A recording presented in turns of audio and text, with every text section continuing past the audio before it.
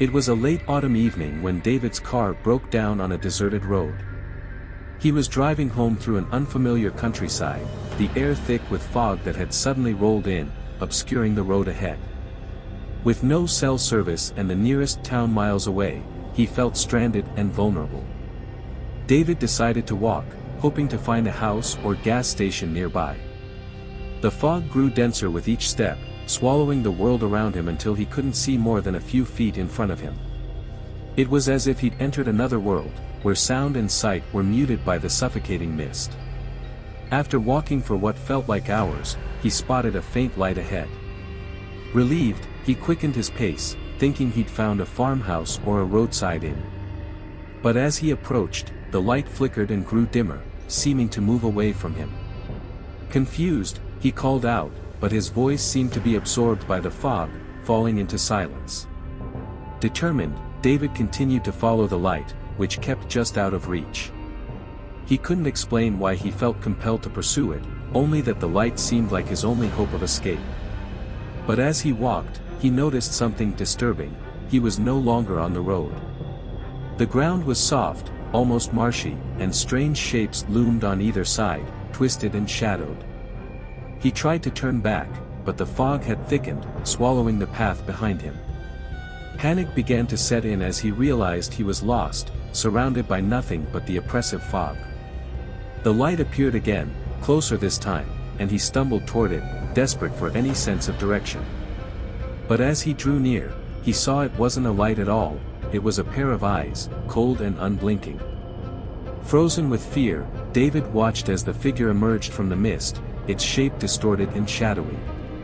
It was a tall, gaunt figure, draped in rags that seemed to blend with the fog. Its eyes glowed with an unnatural light, and its mouth twisted into a grin that chilled him to the bone. The creature raised a bony finger, beckoning him closer, and David felt his legs move without his control.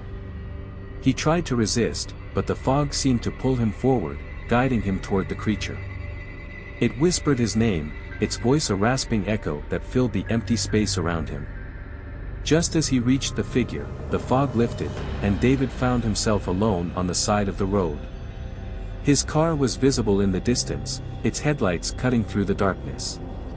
Shaken, he ran back, vowing never to wander into the fog again.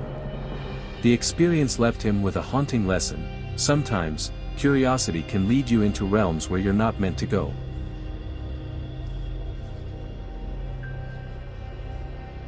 Maria was a night shift nurse at a small hospital on the outskirts of town.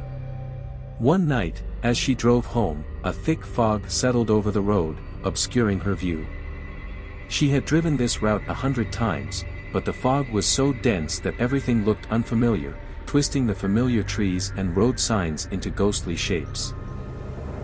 As she navigated the winding road, her headlights caught glimpses of movement just beyond the reach of the light. She tried to ignore it, chalking it up to her imagination, but the feeling of being watched grew stronger with each passing mile. Then, she heard it, a faint whisper, barely audible over the hum of the engine. She turned down the radio, listening intently, but the whisper faded into silence. Shaking it off, she continued driving, only for the whisper to return, louder this time. It was a voice, soft and pleading, calling her name. A chill ran down her spine as she glanced in the rearview mirror, half expecting to see someone in the back seat. But the car was empty.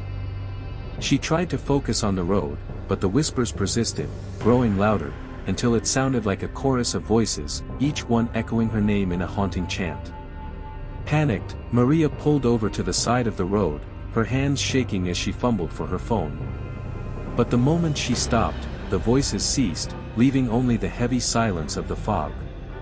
She took a deep breath, trying to calm herself, but then she heard it again, a voice, clearer than before, coming from the fog just outside her window. "Help me," it whispered, the words laced with desperation. She peered into the fog, squinting to see a figure standing just beyond the light. It was a young girl, her face pale and eyes wide with fear. Maria's heart ached with sympathy, and she rolled down the window, asking if the girl needed help. But as the girl approached, Maria saw her eyes were hollow, black as the void, and her face twisted into a grotesque smile. She reached out a hand, her fingers long and claw-like, and Maria realized too late that she wasn't human. The fog thickened, and the girl's face disappeared into the mist, her voice echoing in Maria's mind. Terrified, Maria sped away, her heart pounding as she left the figure behind. She never drove that road at night again, haunted by the memory of the voices in the mist. She had learned the hard way that some cries for help are best left unanswered.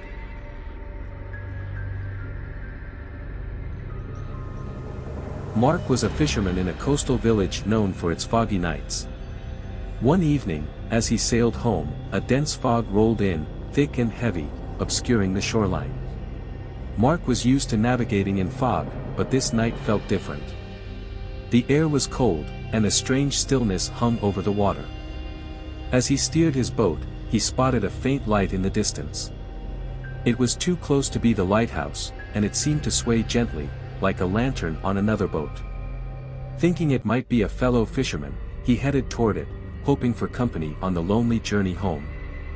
But as he drew closer, he realized the light was coming from an old, dilapidated ship, its sails tattered and hull covered in algae and barnacles. It looked like something out of a history book, a relic from another time. Curious, he called out, but there was no response. The ship floated silently, as if waiting for something, or someone. Mark decided to investigate, his curiosity getting the better of him. He tied his boat to the ship and climbed aboard, feeling the wood creak under his weight. The deck was deserted, covered in a thick layer of dust and cobwebs. As he explored, he found signs of life, a rusted lantern, a tattered journal, and an old captain's hat. But then he heard footsteps, slow and deliberate, echoing through the empty ship. He called out, but only silence replied. The footsteps grew louder, and he felt a chill run down his spine. Turning, he saw a figure standing at the far end of the deck, a man in tattered clothes, his face hidden beneath a hood. The figure raised a hand, beckoning him closer, and Mark felt an inexplicable urge to obey.